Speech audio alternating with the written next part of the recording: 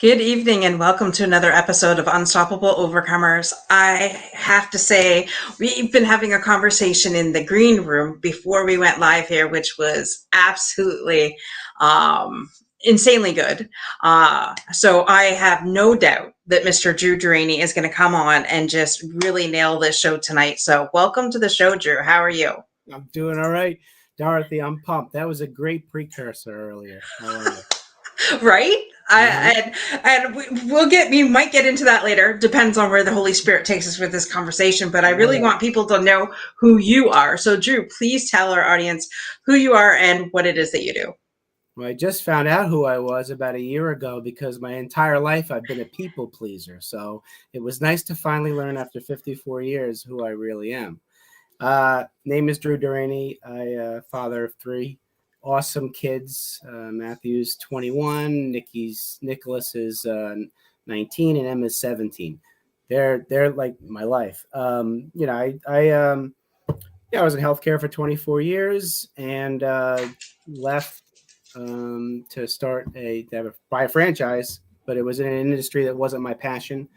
And then I kind of endured, I'd say, four of the top five life stressors within a 9-month period. In 2018, late 2018, early 2019, that kind of rocked my world and set me on the path where I am now. Be happy to get definitely more into it, but it's been an amazing journey, and I don't regret anything that's ever happened to me in my past because I wouldn't be here talking to you now, and I wouldn't be who I am now. So. Absolutely. I just want to give a shout out to our friend Garen. Welcome, Mr. Live Streamer himself, the GOAT of live streaming, has showed up. So thank you, sir, for joining us. You're right. And I know, Drew, that your story is powerful. And what you went through in those 9 months would probably have, if it would have happened to somebody else, it probably would have went differently. Let's just put it that way. Just want to say shout out to Anne Marie. Thank you for joining us. So in those 9 months, go into as much detail as you want or as little. I know that some of it is kind of is hard to talk about. So in those 9 months, I know a lot's happened. So in your words, what happened in those 9 months? Well, I always start the story by I start with July of 2015 because that's when I found out from my best friend my wife was going to leave me. So that's how I found out I was getting a divorce. So we went through 3 years of mediation. We wanted to keep the kids out of the horrific New Jersey court system, not drag them through it. So it took 3 years of mediation. And the one thing that my ex-wife and I do well is we co-parent well. The mediator, when we were sitting with her, she noticed that every time there was a topic other than the kids, we would be at each other's throats. When she mentioned the children, she noticed our shoulders relax. We would sit back and we could be cordial. And so she was a very, very, very innovative mediator. She basically, any other topic other than the kids, she would couch it around the kids. So if you're thinking about the Smart kids, we're talking mediator. about finances. So it was like, okay, finances can be connected to the kids. Okay, well, so we played nice in the sandbox. And so April 3rd of 2018 was when the divorce was final. So that was when the legal closure, right? You get this piece of paper and the government or the law says, okay, now you're divorced. The other types of closure are much more difficult to find, and especially when you have 3 kids. So that was April of 18. October 6th of 18, I turned 50. So I threw myself a 50th birthday party. It was my chance to really rise up. Good for you. And I had people from my entire life, from the time I was in diapers to college and beyond, and middle school and high school. It was great. So I did not feel sorry for myself. The victim mental mindset was gone. And as my mother says, man plans and God laughs, because right around the same time as my birthday, I worked 24 years in the hospital. So I submitted a HIPAA violation at the hospital I worked at. I always do the right things no matter what. And I had been asked by my boss to hold off doing it until I knew exactly what was discarded. And when stuff's thrown into a dumpster by accident by my manager who reports to me, there's no way of finding out exactly what was in it. So I reported it. So 2 weeks after I reported it, right around my 2 weeks after my birthday, I was called into human resources and I was let go. They were having a leadership change. And so I knew why, but when you're an at-will employee, you kind of have no say. So I was escorted out, and my stuff from my office was shipped to my house by the manager who perpetrated the HIPAA violation. And about 7 weeks later, I get one of those notifications in LinkedIn that says, congratulate so and so for her promotion. Well, she was promoted to my director's position. So nice Wow. lesson. You do the right thing and you get let go, and it was a mistake, fine, but then you get promoted. So in any event, healthcare is just as cutthroat and bad of an industry as any other. It's broken beyond repair. So when I left, I had been thinking about leaving because I had been with 5 other hospitals over the years, thinking, all right, when this one gets tough, I'll go to another one, because I always push the envelope. I was like an entrepreneurial brain in an industry that likes you to work within the square, and I'd push the envelope because I would do what's right for the patients and the families, because that's what you're supposed to do. And so, I didn't have the courage to just leave healthcare, and I wanted to start my own healthcare consulting company, because midway through the 90s, there was a landmark study that showed that 90% of medical errors are due to poor communication. So in my head, I'm like, let me go fix the communication. We can reduce the medical errors. So I transitioned into patient advocacy. I was in operations. I moved over to patient advocacy. It got so bad, that patients were leaving the hospital sicker than when they got there, as opposed to healthier. And, but I didn't have, when you're making a 6-figure salary, you don't just jump and leave to do a startup healthcare consulting company. So they got me before I got them, which was fine, because that was October 19th of 2018. I didn't have much time to really wallow in self-pity, because on October 29th of 2018, my middle child, my son, who was 14 at the time, he was the one hit the hardest by the divorce. I was bringing him to his therapy session, and he usually wanted me to come in the room with him. This time he asked me to sit in the waiting room. So I'm thinking it's progress. He's comfortable. The therapist comes out 10 minutes later, crying, asks me to come in. My son's crying, Daddy, I'm sorry. He gives me a hug. Therapist says, I noticed something was off with Nick, so I had to ask him that tough question. Can you promise you won't harm yourself for the next 2 weeks? And he said he couldn't promise that. Turns out the night before, he was in the master bathroom while I was in the other room watching TV. Thankfully, he was on with his girlfriend, because he attributes her for talking him down. And he had used an electric razor and made a little cut on his wrist. So, suicidal ideations, like a lot of youth has. I knew it was a cry for help, because we had so many other objects in the house that could have been worse. So I reached out to his mother, and we brought him for a workup at the hospital, and the doctors released him to me, because he said, I'm fine, I'm not going to hurt anybody, and I want to be with my dad. So to get him the assistance he needed, December 8th was the earliest that we could get help. So you're talking about 40 days. I was at home with him 24/7, not sleeping, making sure he was safe. That was my only job.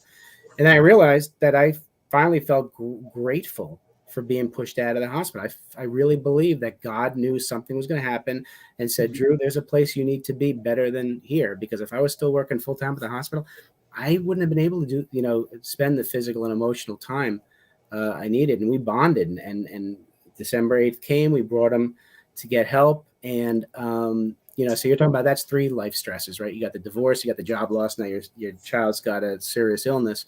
And then we're up dropping him off, and my parents came up, because they live 1.5 miles away from us. And he hugs me, and he points to my parents in the waiting room, and he says, I hope nothing happens to them when I'm here. And I said, honey, nothing's going to happen. Your health is more important. Take care of your health. Well, he must have had some kind of premonition or foreshadowed, because on Christmas Eve of 2018, my dad was in the bathroom. He ended up perforating his bowel, going to septic shock, and rushed to the hospital. And, a month before he got sick, I remember being at his house for his birthday, 80th birthday, November 30th. And he said to me, Drew, come here. I want to tell you something. I want to tell you how proud I am of you. And I said, thanks, Dad. Why? I know you are, but why? He goes, I don't know how the hell you're doing it.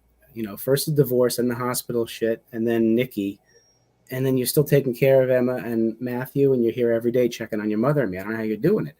He says, and I know you always wanted to start your own company, and I know I always talked you out of it, no risk, because my dad was an IBM guy for 35 years, so you learn from your dad. So I listened. He said, I want you to do whatever makes you happy. Start your own company, do whatever you need. Your mother and I will support you any way possible. And at 50 years old, I still needed my dad's blessing. And I gave him a hug, kissed him on the forehead. And that's when I created Profit Compassion, my LLC, with the intention of starting the healthcare consulting company.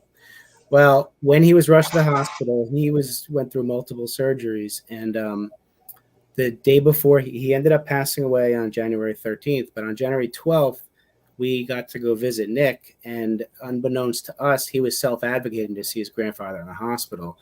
So the facility usually allots 4 hours off campus if the kids earn it and they're getting better. They gave him an unprecedented 11 hours. They allowed us to drive an hour and a half home to the hospital and then just to promise to bring him back at 11:30 that night. So I remember bringing him into the hospital room. He was behind me, and I walked to my dad. I said, hey, Dad, Nick's here. And all my dad could do, eyes were kind of open, and he just shook his head very slowly. I said, no, really, he's here. And Nick comes out from behind me. He says, hi, Papa. And my dad, slow, crooked smile, and a tear comes streaming down his cheek. And Nicholas gave him the biggest bear hug. And I feel like I'm in the room now watching it again. And I said, see, Nick, Papa knows you're here. We brought Nick back that night. And the next morning, I was told to rush to the hospital. We had to make a decision. The outcome wouldn't have been great if Dad survived. And he didn't want any heroic measures. His two favorite things were eating solid food and driving my kids to school and picking them up. And the doctor said he'd be on a colostomy bag, no solid food ever, and he'd be in a wheelchair the rest of his life. And he didn't want that. So we had to make a decision. I was selected from the family to go tell the doctors. Ironically, they said, tell us when you're ready. And I'm like, that's why I wanted. How are you ever ready? Exactly. That's why I wanted to go in and consult on effective communication, because that really wasn't the way you do it. But you know what? I was so freaking numb that I used the damn words, and I still hear myself saying to doctors, we're ready. And I'm like, no, but they came out, it's just, And so we went into the room and we formed a horseshoe around Dad's bed. I was holding his right hand with my left hand. I'm holding my daughter's left hand. And my mother's holding my dad's left hand across the bed. And, I know, working in hospitals has to be quiet. I turned on my phone and I played Josh Groban's You Raise Me Up kind of loud and played, and the music's going. My whole family's around, 12 of us. My ex-wife was even there, and we're crying. And, I'm holding my dad's hand, kissing his forehead. And I don't know if it was done on purpose or it was a coincidence, but right when the song ended, I saw the nurse lean over to my mom's left ear and just utter the words, his heart just stopped. And wow. Dad was gone. And it was a surreal feeling, because Nick wasn't there, and I'm looking at my kids, and my sister had even younger kids, and I'm like, they shouldn't be seeing. And I kind of lost faith in a lot of things at that moment. And I remember knowing that I didn't want to be on the earth. And I knew that if I was going to stay, I needed to find some kind of clarity or purpose to get out of bed in the morning. And I knew that if I looked within me, my gut, my heart, and my head and my brain would have said, no, not worth it. So I had to look outside of me, and just looking in my kids' eyes and thinking of Nick and looking at my mother after she just lost the love of her life after 51 years, I plowed through for them, not for me. And all on adrenaline. And then, I did what every man's supposed to do. I sucked it up. I manned up, didn't show emotion, didn't ask for help. I just plowed through it, all on adrenaline. I knew I needed to be strong for the kids, because they were going to watch to see how Dad handled this. I didn't take care of myself at all. I shunned my church. I just moved away because I was mad at God for all that. I didn't talk to my friends who would have been supportive. I just put myself on this island by myself, thinking this only happens to me. And, it was around that time that I realized it probably wasn't consciously realized it, but I needed a support system, and there's really nothing for men. God bless, there's a ton of stuff for women and they deserve it, but there's nothing for men. You have women supporting women, women supporting men, men supporting women. There's no men supporting men. So that was in the back of my mind. And when I finally got through helping my mom with the finances and everything, I actually gave up the dream of starting the healthcare consulting company because I had all those self-limiting beliefs still in my head. Like I didn't have the money because of the divorce. You know, I'm not gonna be able to start this from scratch, talk myself out of it. And then I get a cold call from a company called Career Transitions because I just put my end date in LinkedIn on my healthcare resume. You want to own a franchise? And I'm like, I don't want to be flipping burgers. I'm not buying a Burger King. She's like, ha ha ha. She said, no, there's a plethora of service-based franchises. So I did the process. I worked with a franchise advisor, looked at 14 different franchises. I did not look at healthcare because my ego was bruised, even though that would have been the better thing for me to do. And I chose a company called Schooley Mitchell. I have a great business model. You know, it's business to business cost reduction. I can help save companies money. You know, great service. You know, not like a service of helping patients and families navigate the crazy healthcare system, but I talked myself into it. 3.5 years of going through the motions, no passion. I mean, I spent money that I shouldn't have spent on because it wasn't really an investment. I had no direction. I'm spending money thinking this is going to get me clients. The one positive that came out of owning that franchise and the one positive of COVID, even though I wish COVID never happened, there are a lot of silver linings. And because I had to start networking across the country, all across the world, because if I get in front of people for my services and I'm not allowed to go outside my darn house, I got to do that. And doing that, I mean, during COVID, I was happy to go to the mailbox. I mean, that was like ridiculous. I hear you. I ended up meeting a book editor on one of these virtual events, and I've always wanted to write a book. I never had content. Now I had content. And I signed on with her, and in the process, I ended up selling the marital home and moved my kids and myself back in with my mother. So I'm sitting in the room I grew up in right now, right? You never really think that you get married, you have kids, and then at 54, you're back with your mother. But, you know, it's all for good reasons. And, you know, so I started doing the book journey, and it was an amazing journey. And during part of it, I remember waking up one morning because I still didn't know my purpose in life.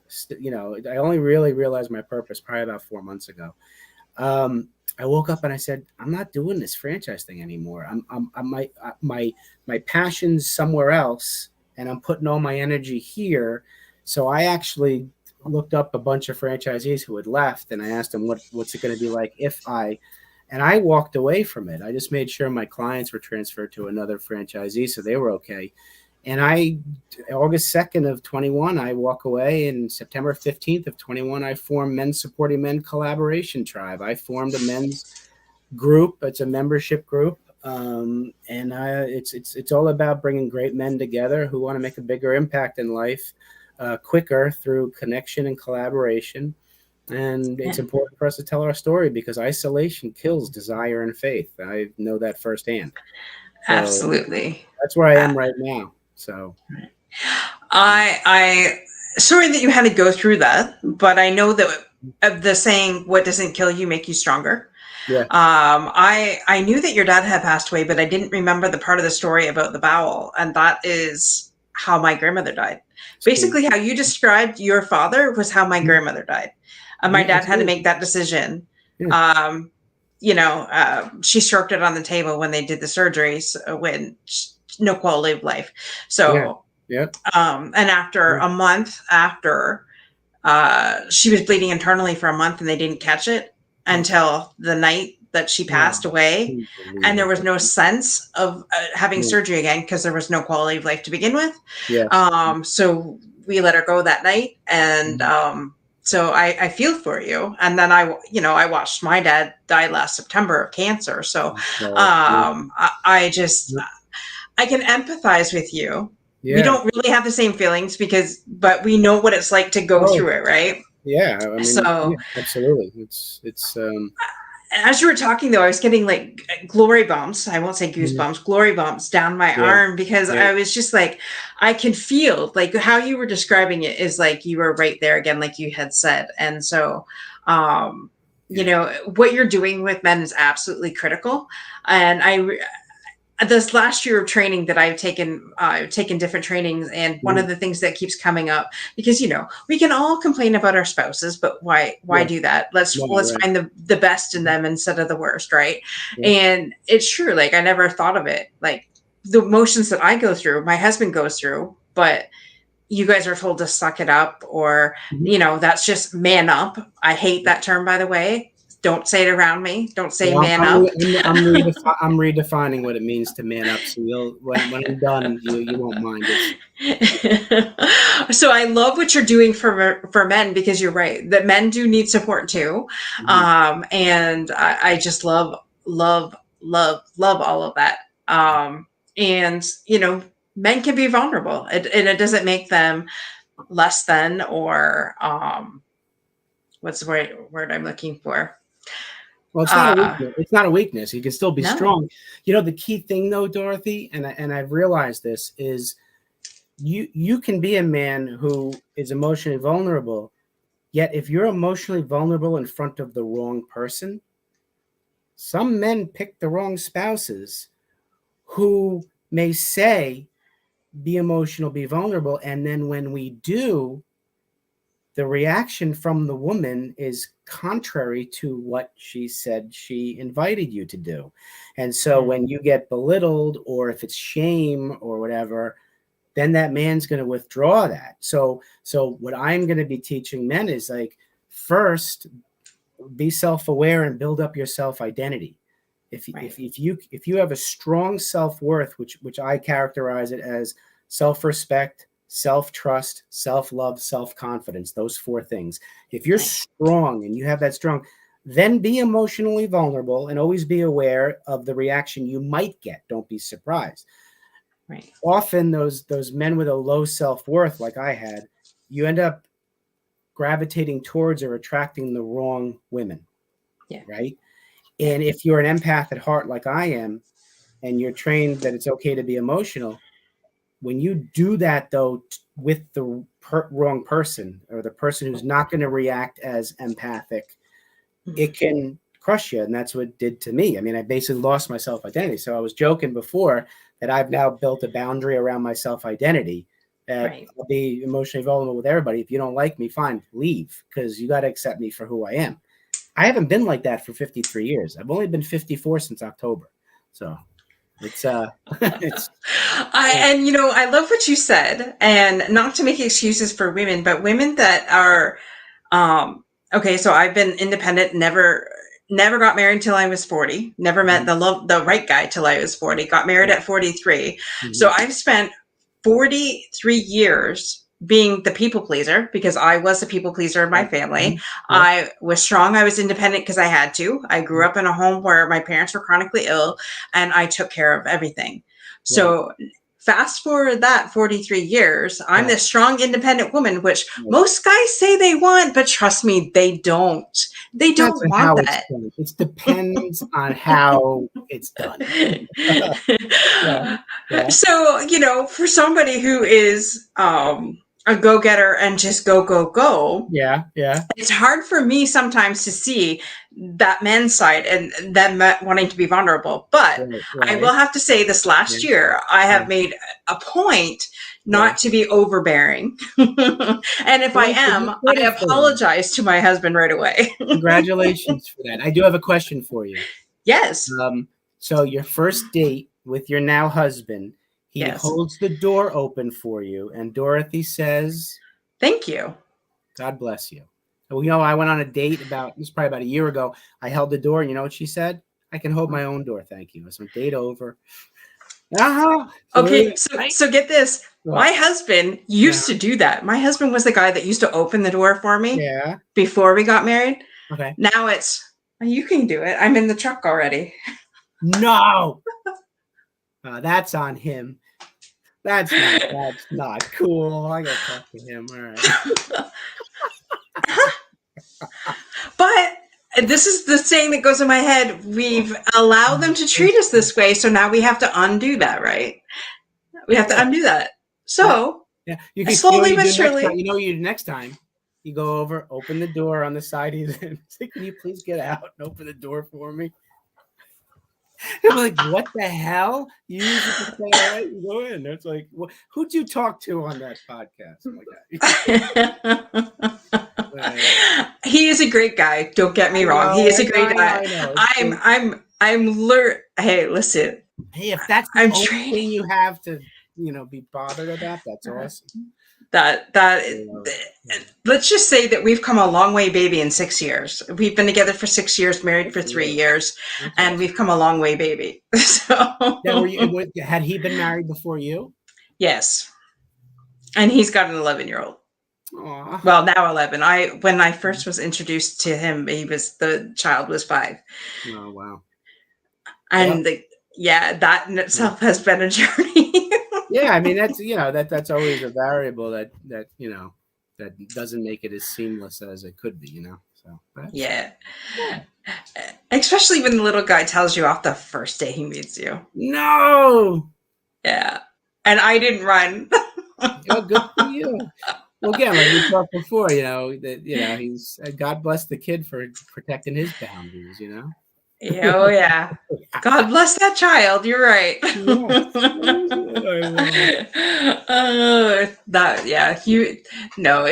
been good. And I think, like you said, some women don't even realize, what they're doing to their husband when they get into that mode. And I think it's vice versa, because my husband can crush me too at times and not even realizing it. So I think if we're self-aware, and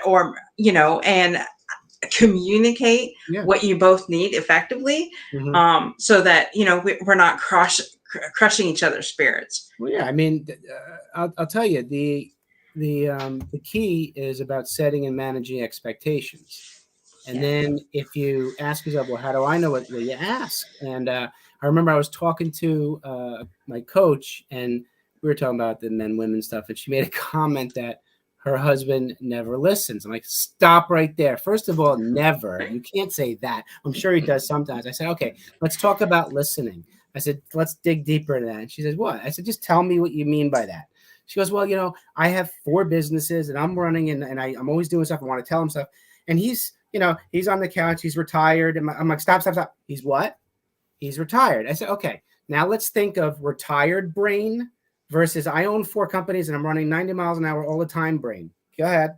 She goes, yeah, I want something excited. I want to go tell him. I go into the room and I say, hey, honey, and he doesn't listen. I'm like, well, have you ever thought that maybe he's not mentally prepared to listen? And have you asked him, maybe is now a good time to talk? She goes, no. I said, well, try it next time. And if he says, no, don't get pissed at him. I mean, unless you're like bleeding to death, then say, when is a good time? And if he says 4 o'clock, because it's the 1 o'clock game and it's over in about an hour, then say 4 o'clock it is. Now, when you go back to talking before, and if he doesn't listen, then that's on him.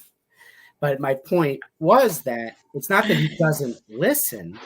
It's like, you got to maybe prepare him and give him a choice. And it's a give and take. See, I believe in collaboration, not compromise. Because with compromise, somebody loses. Collaboration, both really win, right? Mm-hmm. I didn't practice this stuff during my marriage, which is why I'm not married. I learned all this after. So I'll be ready for the next woman, Dorothy. But it just didn't work. There we go. And when you said the game, I was just like, oh my God, you're in my house. Because the first thing I asked my husband tonight was, what are we doing Saturday? Because it's a kid-free weekend this weekend. Okay. So it's just like, well, I don't know. The game's on. I'm like, seriously? Mm-hmm. It's us together and you want the game. Okay. We'll watch the game. Yeah. Again. Now, how long, if he's talking about one game, that's 3 hours. Now, if you're talking Friday to Sunday, that's 8 waking hours. That's what percent is that? 3 hours out of how many possible hours? That's okay. How many? Wait, okay. So Anne Marie's with me. It's because it's the wild card weekend. How many games are on Saturday, Anne Marie? Well, and Sunday? You said the game. You didn't say plural. Is he talking about watching every single game? Yes. Oh, my friend. One starts at 4. One starts at 8. Hello. every game. And there's 3 games. So there's 3 games. We will watch all 3 games. Yes. And But then, we've okay, compromised, yeah, and okay. we will have a walk before that because that's what I want to do. That's not a compromise. That's collaborating. Okay, so You collaborating, get your walking compromising. time with, no, they're two different things, compromise and collaborate. You know it. But, but My solution was fall in love with football. Well, exactly. Don't get me wrong. I love football. My team's your out. solution was unplugging the TV and throwing the remote out. That's what your solution was. Didn't work. No, I would never do that. No, I But know. there is a way of getting his attention, ladies. There is a way of getting your man's attention when you want it. And it isn't throwing a fit. No, it's not. It's not. This could go in a million different directions right now. Anyways, we won't go there. But No, we won't. you're right. Amory is right, and I do love stuff. You know what's funny though. I after I was divorced, I was talking to my friends who were happily married, or at least I can tell from the outside. But actually, and this is true, when they were independent before they got married, the guy, my best friend, he would go out to poker night, and she would go girls' night out. And when they got married, they continued, which is great, the independent. And that's the thing I didn't do. My wife and I, we kind of gave up all that. So I talk about that in my book. That's important, keeping your independence. And because, you always have to have your identity, and you can be a couple, right? And so these friends, what they do now is they know setting and managing expectations. Like she knows he likes the game. He knows she likes this. So she'll say on a Sunday, what time's your game? And he'll either say 1 or 4. And she'll say, well, I'd like to do so-and-so on the opposite time. So that's the setting and managing. So right there, that's collaboration. And I love that. And I never did that. I'll have a section in my book that says, can I at least watch one Jets game in 2012? So when I tell the story, it's like, I don't blame her and I don't do victim mindset. I allowed it to happen. I didn't watch one snap of the Jets game for the entire 2012. And it's a funny part of the book, but we didn't have those conversations of a boat. It was the conversations went like, I'd like to go hiking this weekend. Okay, fine. What day? How about Sunday? Sunday sounds good. What time Sunday? How about 1 o'clock? 1 o'clock's fine, honey. Fuck, the Jets are playing at 1 o'clock. What does Drew do? I go on a hike. Who's in a pissed mood? Drew. Honey, what's wrong? Oh, nothing. I'm just tired. I wouldn't do that now, but I mean, that's what I did. That's ridiculous, And that's funny as you say that, because the first 4 years of our relationship, I can realize this now after I'm past it. Like I realized that I gave up my entire life and moved and did everything he wanted without saying anything. And that's on me. That is on me because I wanted to please him. Right. I wanted to please my man at the time. Right. So that's what I did. And it sucks too. We end up resenting the other person because they allowed us to ruin our life, but it was we should have stood up for ourselves. And because there is a way to be strong for yourself and still do something for somebody else. It's not an either or kind of thing, Exactly. So, and that's, like you said, learning to find the balance, doing things you guys love together. Like I love football. That doesn't mean by February I'm done. Like I don't want to watch anymore. But then now it's hockey. Yeah. But I hear you. Yeah. So I'll read a book and he can watch the game. Compromise. Bingo. Collaboration. Collaboration. Yes, different C word. It behooves us to learn and understand and appreciate the thinking language of the other gender. It just makes sense. I mean, we do think differently. The synapses fire differently. The neurons it happens. We think differently. Let's agree on that. And then let's agree it's to our best interest to understand the thinking language of the other. You'd be prepared. I mean, communication will be better. Relationships will be better. I'm on a mission to reduce the divorce rate in this country and definitely reduce the male suicide rate in this country. And I swear all that stuff stems right back to communication. Yeah. And absolutely. And you got to be aware of it, and we got to work at it. Nothing's easy, You have a female class too, don't you? Because I thought I saw it in my email. Yeah, I decided. And I really wanted to do it. Yeah, I have a yeah, I do it monthly, and it's women who support the men in their life group. And last one I had, there were 4 courageous women, and we talk about what are some topics that you believe are important to both men and women, where men and women think differently. We don't necessarily we agree on the topics being important, but we think. And stuff came up about empathy, setting and managing expectations, being self-aware. Self-awareness for a guy seems different from self-awareness for a woman. So we talk about what does that mean, and so so that I do, and then I take that information and I share it with the guys. And ideally, my third group will be men and women in the audience, and I'm up at the like it could be you and me. I have you on one time, and we're just talking Right. about those important topics, and people can see the interaction back and forth and how, well, when I said that, what did you think? Well, I didn't mean that. I meant that. And then we, kind of go through the whole dialogue yeah. That's very important what you just said. That's not when you said that's not how I meant it, because Mhm. because men and women think differently. How Yeah. I can think what my husband said or a male say is Mhm. really not exactly what at all you guys were saying, or vice Mhm. versa.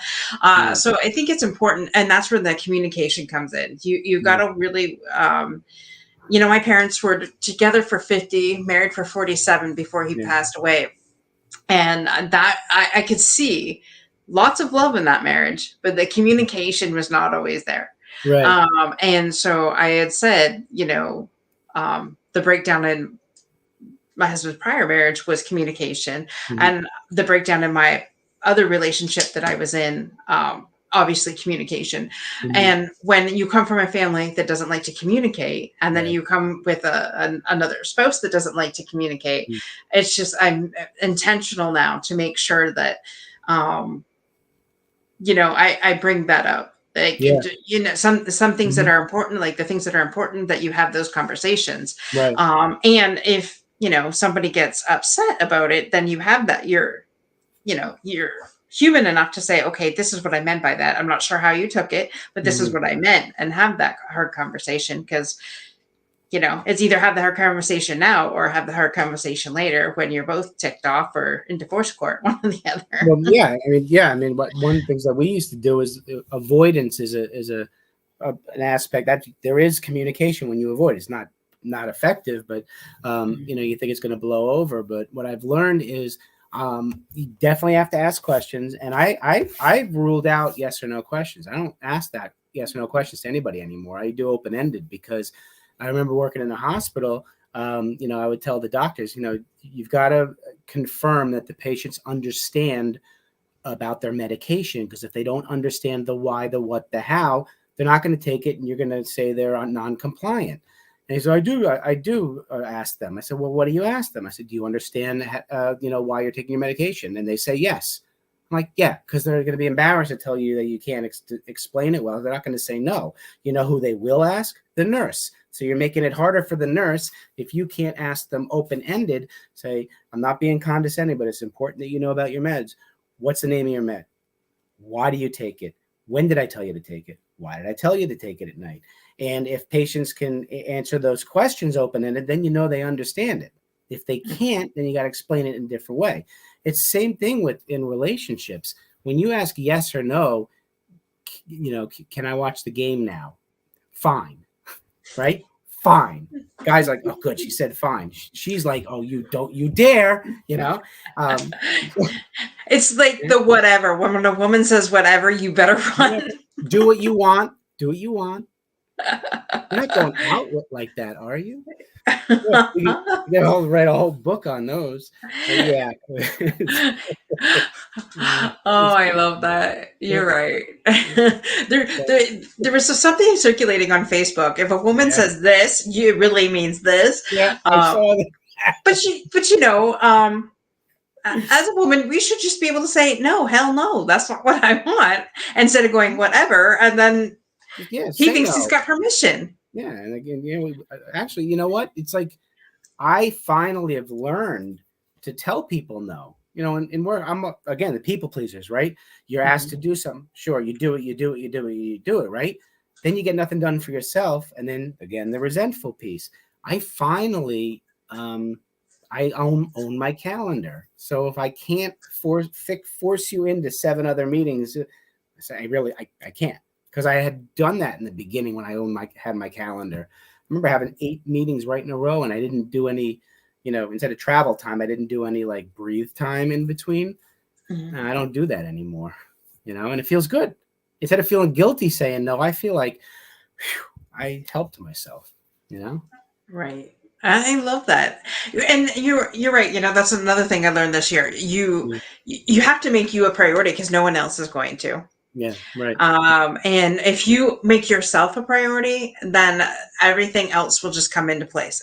And that is something I've been very intentional with the last 8 months, Yeah. and getting better at it within the last 2 months. So. Hard. It's hard though, right? If you're trying to like fix like 40, 50 years of doing it one way, right? I mean, breaking habits and starting habits are hard. And when you're trying to break a habit at the same time you're starting a new one, that's double hard. I almost like trying to break a habit first, make sure it's broken, then I'll start something new, because it's hard enough just breaking one or starting one. But got to do it.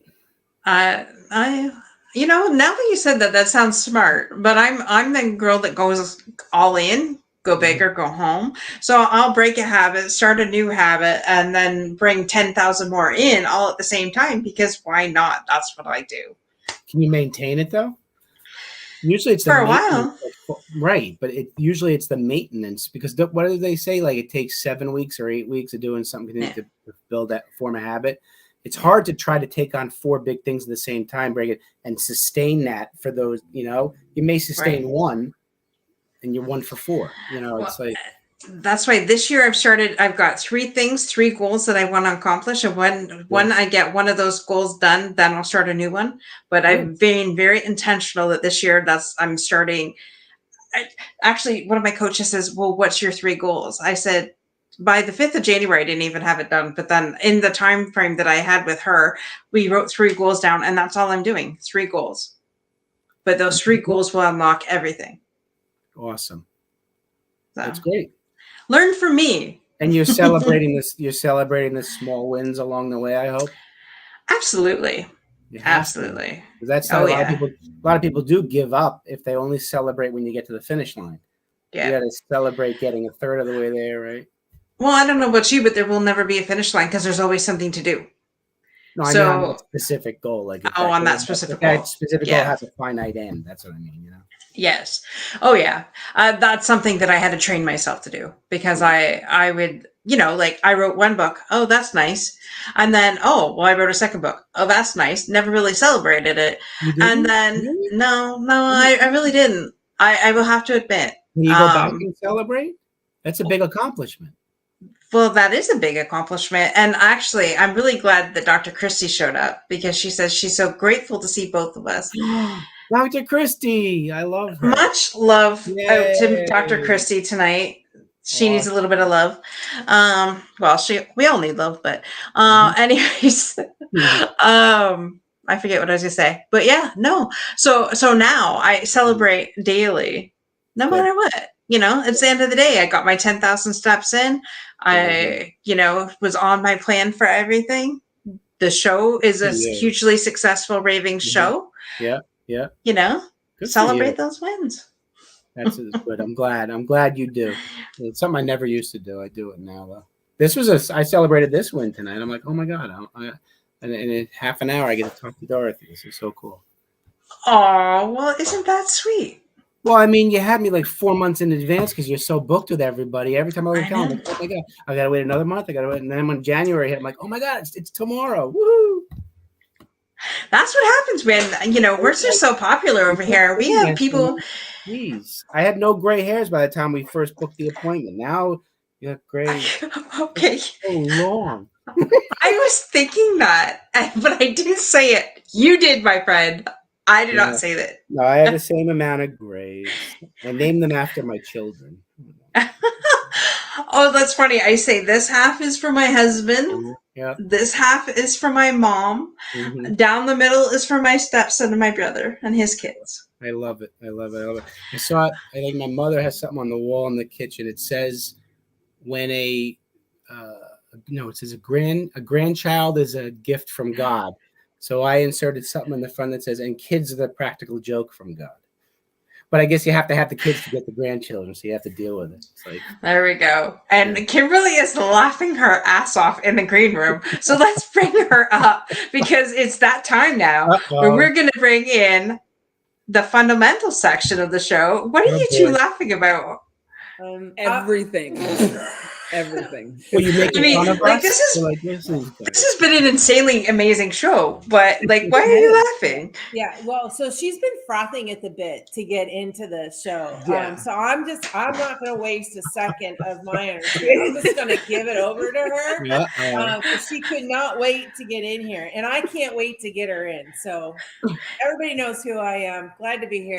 Tazima, go. Thank you. Well, I love the conversation that we've been having around communication and relationships between men and women. And of course, those are not the only genders that relate to one another. And we show up with these brains that are wired according to our hormones and gender and how we approach the world and see the world. And that conversation about the place where I was really frothing was the space about the conversation and what did you mean? I didn't mean that, and getting that clarification. And we were over here having kind of a side conversation about literally it's down to the words. It's not just the concept. It's literally down to the words and how we perceive those words. And one of my favorite examples of that is the word duty and how men hold duty versus how women hold duty. Men often hold duty, not every man. And by the way, even though I'm a sex coach for grown-ass women, sex coach and pleasure mentor for grown-ass women, for those who don't know me, I help a lot. The men that I help tend to be more people pleasers. So I'm a person who helps people pleasers. So let's get back to duty. So the word duty often for men is about it's an honor that they get to serve and do their duty for this person or community or whatever. I agree. Whereas there are so many obligations that are built into women's lives that we expect women and girls that we're expected to do that thing because of our gender, because of the body that we were given at birth, that duty is actually obligation. We hold duty as obligation. So a marital duty is this obligation of showing up, being the person who handles the home, regardless of what the actual like sort of natural gifts of the people in the relationship. So both of the men that I married were excellent at cleaning the bathroom. Not my favorite thing, but they're excellent at it. They both were like, boop, boop, like sparkling and shining. And like, but like for them, it's like, I want this for myself and I'm going to do a really good job. And yes, some of it came at the You know what? I want to interject. Sure. Yes, please. This is good because so duty to a woman is obligation. Duty to a man is fixing. We're fixers, right? And that provides satisfaction too.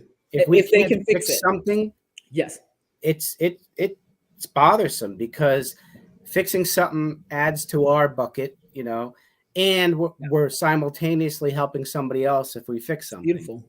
Yeah. So, and I think men, we also allow the rest of our lives to fall apart if one aspect of our life is not fixed. Yeah, at least I did that. I mean, just one. Yeah. And women, you guys are able to have one, but you're able to have the other 9, like. Until but you guys also are able to address the root cause. We go after the symptom, right? Yeah. Right? We go to the bar and have beers and then the hangover wears off and we still have our problem. You guys talk to each other, get to the root cause and try to make it better. And we're like, what the hell? I'm still, Yeah. I mean, it's because of the simultaneity of how we, and again, we're diverse. So diffuse focus. So women's brains are wired for diffuse focus. We're watching a bunch of things all at the same time, and we're just keeping all those plates spinning. Okay, need a little over here, a little over there. So it's really easy for us to like apply that to all the other places because we're doing it all the time. Whereas men are single focused, their brains are wired to be single focused, which is actually super helpful for the kinds of tasks that the man can do and does, you know, in the natural world. Well, you know what? Think about this though. Go back all the way to caveman and cave women. That's where I am. Right? I'm there. right. You too. The man's supposed to go out and hunt.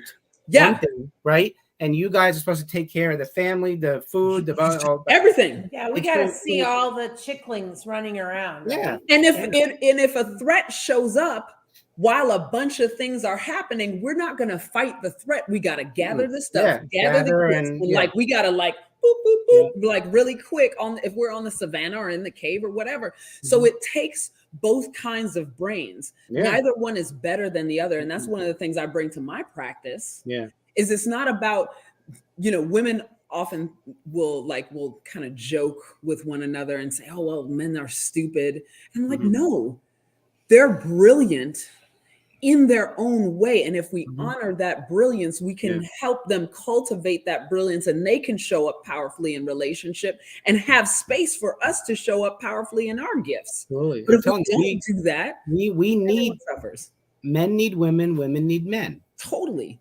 Because that united front, we each have strengths and we each have opportunities for improvement, and we fit so well. That's why I'm like so upset with what's going on in this country about dividing people based on gender, dividing us based on religion, dividing us based on politics. I believe in humankind, you know, and if we can just work together and get rid of the labels, right? Get rid of the divisiveness. I say labels divide us, and removing labels unite us. I'm sick of it. We got to work together because we need each other. It's just, I don't know. Absolutely. And just as an add-on to what you're sharing, I love that. To acknowledge that there's more than two genders. Like that's the other aspect of like the indigenous people everywhere, I don't care what continent they're on, have acknowledged since time immemorial that there are more than two genders. There's like this whole in-between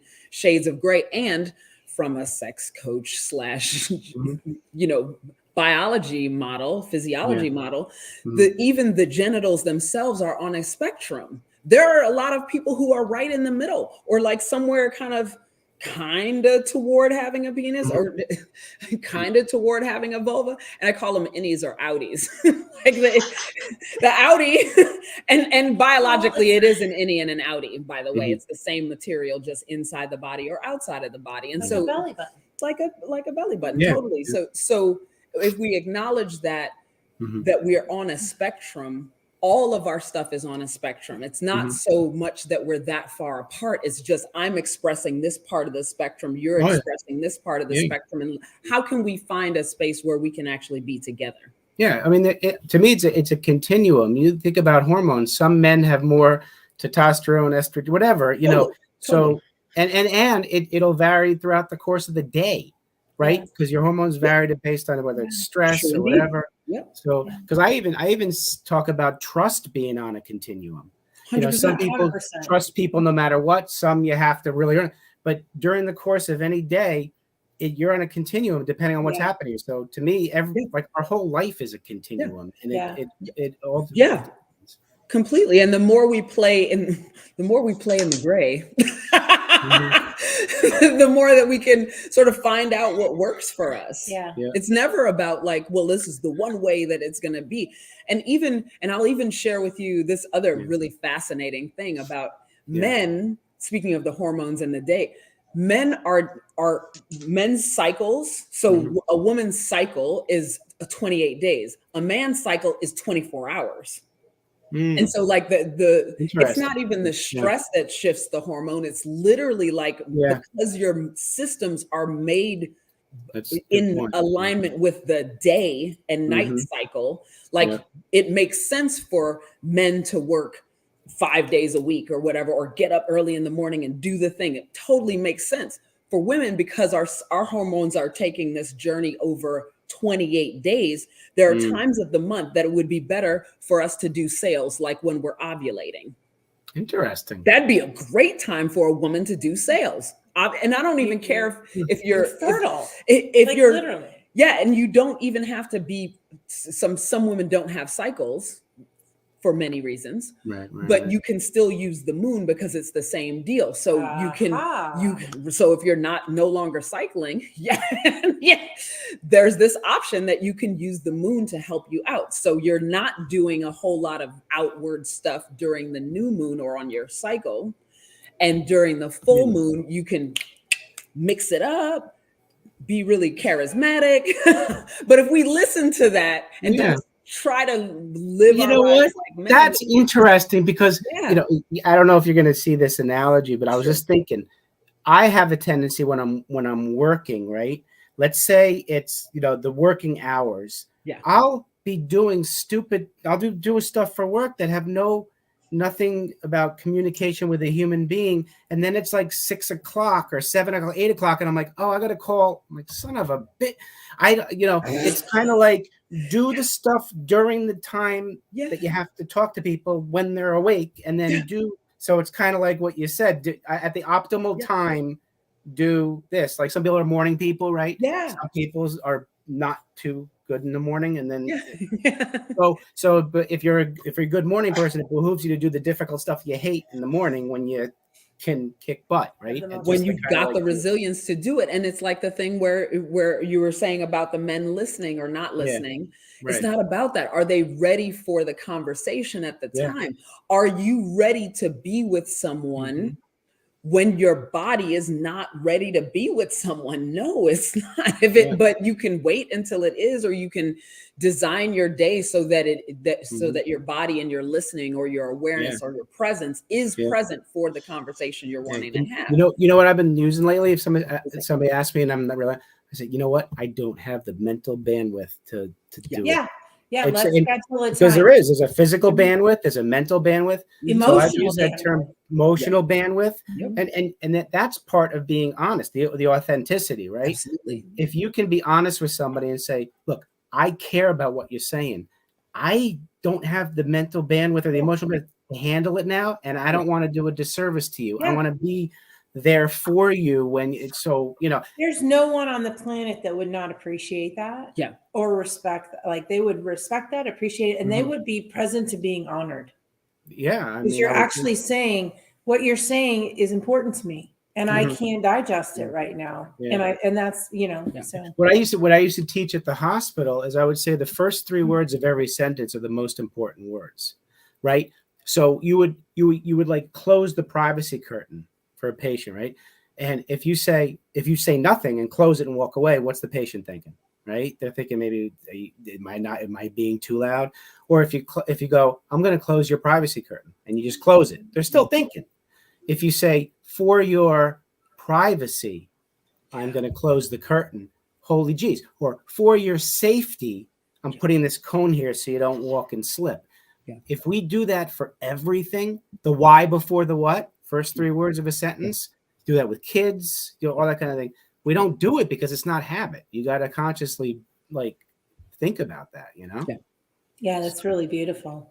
I love that. And it speaks to the mindfulness and care that you're bringing into the space. And that sets us up for a much different conversation. It does. If you're demonstrating your care immediately, just by showing up, just by saying, for your care, my love for you has me doing this. Whatever it is, however you want to set it up. I love that. That's beautiful. Thank you for that. Now, I didn't use any of this during my marriage. I didn't learn it. You made that clear. We tend to learn. We tend to learn everything after that part. Yeah. Well, you know what I always say? It's not too late for the next woman. It's too late for the previous one. It's not even too late for that too. So no, I know. Now it's all divine. I do that now with her now. So and like you said, now you have this amazing platform, this amazing story. And the world will be served by it, and I assert your ex-wife will be as well. So and I am totally off. So you guys each have 20 seconds. Make that 15 seconds to share your fundamentals. Go. I know it's this time. Okay. How many fundamentals? 3? Do I do one, then she does one, or I just No, do you- three? We can do it any way you want to. Right. No, well, I still believe in chivalry. So, ladies first, if you believe in it. Fundamentals. So, pleasure. And pleasure and pleasure. And Can you do the same thing? and pleasure and clarity and orgasms. I'm in. Touchdown. Pleasure, clarity, and orgasm. Well, my first one was clarity. Okay. More like, Right. you know, clarity of purpose, mental clarity. Second one is awareness. Yes. And third is control, not controlling, taking control of your mind. Beautiful. Control those orgasms. No, you got to let them go. You got to let them go. The Orgasms pleasurable. don't want control. Orgasms want surrender. Yes. Surrender. There's ways to mix those all together. And with that, Dorothy, back to you. Well, wait a minute. Tazima, where I don't think you saw my private chat. Where do you want people to contact you at? Because I know they're going to watch this and they're like, I need to set an appointment with this woman. Yes, indeed. The very easiest way is to find me on Instagram, and there's a link in my bio that gives you all the goodies, including a way to set up a session. So Tazima Parris, that's TAZIMAPARRRIS, Tazima Parris on Instagram. You can also go to Infinite Relating, like the infinity symbol, infiniterelating.com, and I'm there. And there is also a way to have a one-to-one with me. It's complimentary.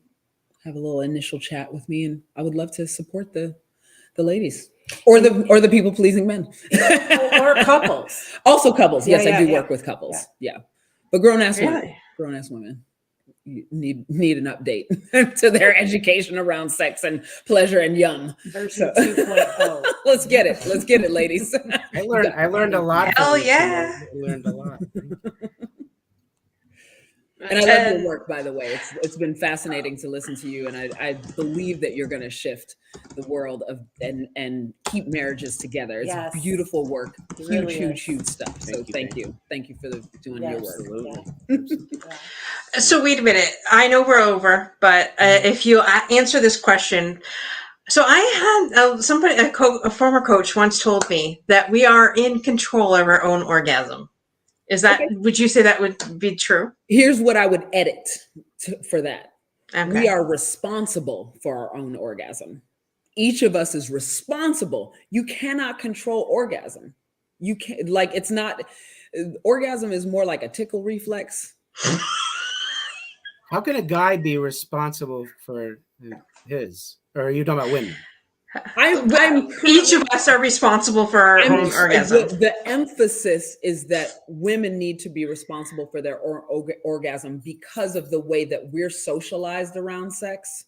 Right. We're socialized to dismiss ourselves or distance ourselves from our own sexuality so that we won't be responsible, so that we will be more valuable and more acceptable in purity culture, purity-based culture. Mm-hmm. So if we're women who are in touch with their sexuality or in touch with their pleasure tend to be demonized, criticized, shamed for being sexual and sensual, especially. Yeah, there's a whole horror conversation.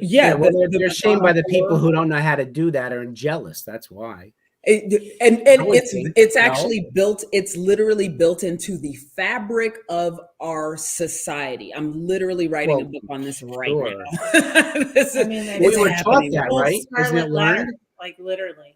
We're not born feeling like we're learned. We're taught by somebody. It's true. And if as a person who was born female and I identify as female and I was raised and live as a woman, there's a huge difference. So you have your experience is that of being supported by a patriarchal society. Right. So you don't even have to think about this. Right. Like if you don't want to think, if you don't want to be curious about this, you don't have to ever think about it. Right. Because of being a woman and listening and watching everything that's happening, I'm getting programmed. My pre-7-year-old life is being programmed. I'm seeing people being shamed for being sexual, Mhm. sensual, fast, as some Right, people right. call it, or whatever. So Mhm. I am going to hold myself away from those things so that I can be seen as good. Oh yeah, because you don't want to be shamed. So you're like, Don't if want to I be do this, I'm gonna shamed. break. So And you, so let's come back to the question about orgasm and can you control it? Thank you, Dorothy, for this extra space. Absolutely. So part of orgasm, especially for women, because of all of the layers of shame, and also how we're wired in our brains, if we're actively thinking about anything, we can't access orgasm. So if I'm upset and irritated at my partner for whatever, it doesn't even matter. Within the last 24 hours, I promise you, any woman you ask, if your partner has upset you in the last 24 hours, do you want to have sex with them? And they will all say no. that's All of them. interesting. So it sounds like the female orgasms really controlled by the mind. The male orgasms like It's physical, just, it's literally purely men can physical. orgasm. The penis is hardwired into the spine and it can go on by itself without any intervention. Our system is wired from our genitals to our brain and back again. So our body is constantly checking in to Okay. make sure we're So okay. I have a question. Yeah. If I'm encouraging Overtime. Yes, encour- we're in if I'm overtime. encouraging This is people so to be appropriate for how can a woman be authentic I gotta then? say it for that. How can a woman be authentic if Yeah. she's afraid of being shamed? Like right? I want to be myself. I want to be authentic. Oh my God, if I do, this is going to happen. So how do you guys counter that? That's my job. Oh, That's what I okay. do inside of my program. And I can tell you the fundamentals of it right now. Yeah. But in order to actually do that is the work that I do inside of my coaching. Okay. So Right. the general concept is for her to embrace her sensuality, which is a Herculean effort. Yeah. Because of all of the bullshit we've been fed. Oh yeah, yeah. Oh, Because every hell woman yes. Whole but life. there's a word for that too, right? All these damn words and labels that people throw out, Exactly. the stereotype. Yeah. It sucks. And Yeah. so you've got to one, unlearn that, Right. two, embrace what that is for you. And that's why I put pleasure first. That's why I said pleasure as my first fundamental is if you can, even putting pleasure first in a society and with our training of pleasure is last and business before pleasure and don't true. be a That's glutton. why we don't self-care, right? That's the last thing we do is take care of ourselves. Okay, So and then by the time you're at the end of the day, when you're going to give yourself a treat, you're too damn tired to even get there. Yeah. So what do you do? You put pleasure first so that you set up your day in a different way. You show So is that up kind of like having dessert first and then having dinner? Like we We should did let the it kids have tonight. That's right? exactly what we did. under my influence. So now from now on, I'm letting my kids have dessert first. I love that. So yes, and also it's a little better for your digestion because having sweet after you've had a whole meal is terrible for your digestion. Really? Yeah, because it sits on top and ferments and give you gas and all kinds of things. Well, in another country, don't they eat salad after the meal? Yeah. Is that supposed to be good for digestion? Yeah. because Great. it's refuge. Yeah. You do everything backwards here. So We do. you have to have, it's got to be dessert, your meal, and then a salad. Yeah.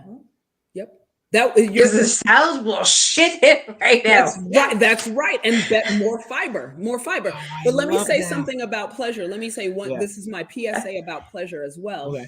Is that Americans especially, and we have marketed this out into the world, but Americans eat for the taste buds, not for the whole system.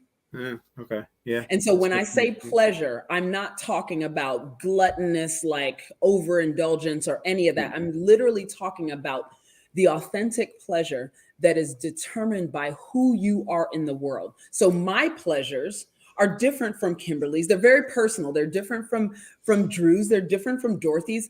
And whatever those things that actually deeply nourish me, most of my pleasures that when I encourage people to do this, I call it the pleasure cup. Have you filled your pleasure cup? By the way, there on my website, there's a link and you can go to it. You can get this exercise for yourself. But it's what's free and what can I do on my own? And so free, cash free, calorie free, and what can I do on my own? The reason that I say do on your own is so that you don't rely on people disappointing you. Yeah. Okay. You're And so once you accountable for your fill own yourself up with 5 things a day, so one of my 5 things is the sky. I love looking at the sky. I have ridiculous numbers of pictures of the sky in my phone because I'm just so obsessed with the sky. I love day or planes. night. Day or night. It does not matter. Doesn't matter. Doesn't matter. The sky. Clouds and stars, both. Love it. Okay. Love it. I'm always looking for like at the patterns of the clouds, and are they ripply today, or is it a solid mass? Is it a, like, I'm so fascinated, but that brings me pleasure. Calorie free. It doesn't cost me anything to look at the sky. True. And I can do it on my own. Then, which is why we should get out in nature more often than not, Totally. right? Because it doesn't cost you anything, and it feeds like totally. And then when I've given that to myself, now I can show up with others. I can be who we need to be. Yeah. You know, we are going to have to come back and do a show with the both of you. Right? Oh yeah, would love that. We are totally going to have to do this. You know, our Valentine's show's right around the corner, and like we could do the whole game and then have these guys, and like it could be a 2-hour special. I think we have. I think so. Let me check my calendar, but we'll figure it out. Yeah, and it'll be great. We'll have a whole Hollywood. Yeah, story. we need both of you back. Totally. Right. Drew, would you like to participate? I would love to. We Awesome. had him at hello. Look, I got the ratio here, 3 to 1. I like this.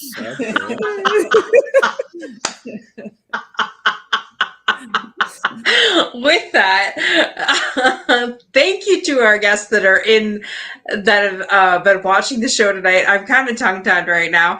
And thank you to our amazing guests, Drew and Tazima. You guys are like, wow, fire together.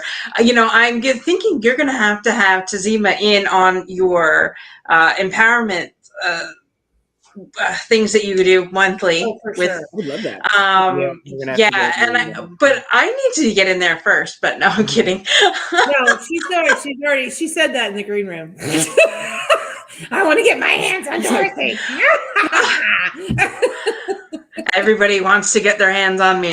Anyway. Yeah, Dorothy. Own it. That this is virtual. Oh my gosh. Watch this be the only episode my husband actually watches. Anyways. Thank you so much, guys. Have a great rest of your evening. Remember, be unstoppable, all that you do, and come back next week. Same time, same channel. Bye for now.